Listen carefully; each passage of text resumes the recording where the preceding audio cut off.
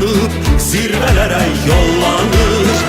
Karabağ seferiyle şanlı bir tarih yazır. Eşk olsun igidlere, yaşasın Azerbaycan. Var olsun mert milletim, yaşasın Azerbaycan. Sen galipsen, bütün dünya qələbəndən danışır.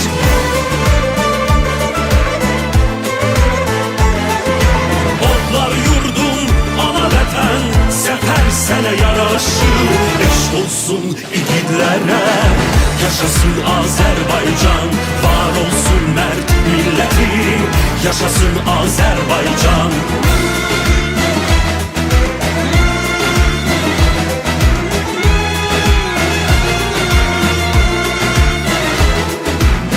Yurdumuz öz xilaskar oğluna arxalandı.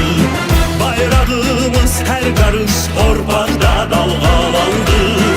Bu xalqın qəlbi, ruhu, canı Azərbaycandır.